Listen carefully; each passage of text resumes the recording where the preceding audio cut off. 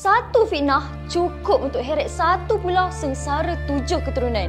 Gila kan? Ini kisah legenda Masuri, wanita paling cantik dekat Langkawi. Masuri ni isteri kepada pahlawan tempatan iaitu Wan Darus. Tapi bila suami dia pergi berperang, fitnah datang serang Masuri. Orang kampung tuduh Masuri ni curang.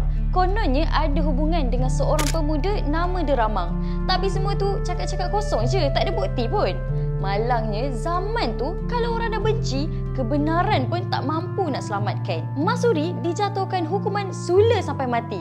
Tapi masa orang kampung nak hukum Masuri, semua tombak yang diorang guna untuk tikam Masuri tak ada satu pun berhasil. Darah tak keluar langsung. Tubuh Masuri ni dikira selamat. Akhirnya Masuri bagi tahu, kalau nak bunuh dia, kena tikam dia guna keris pusaka keluarga dia. Jangan main-main. Orang kampung berjaya jumpa keris tu dan Masuri ditikam. Tapi apa yang memeranjatkan semua bila keris tu ditikam ke tubuh Masuri? Darah putih yang mengalir. Langit tiba-tiba jadi mendung. Masuri akhirnya bertemu ajal. Sebelum dia hembus nafas terakhir, Masuri lafazkan sumpah yang korang semua pernah dengar. Langkawi takkan aman selama 7 keturunan. Dan sumpahan tu memang betul-betul terjadi. Langkawi diserang Siam, ekonomi dekat sana pun jatuh. Pulau jadi sunyi, muram dan gelap. Tapi pada tahun 1980-an, muncul seorang wanita dari Thailand iaitu Wan Aisyah Wan Nawawi.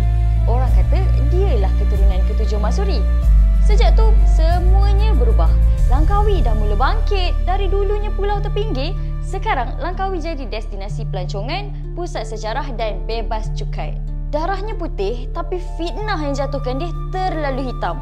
Kalau Masuri hidup zaman sekarang, sanggup ke kita percaya yang darah putih tu bukti dia tak salah? Ke mulut netizen hari ni lagi tajam dari keris zaman dulu?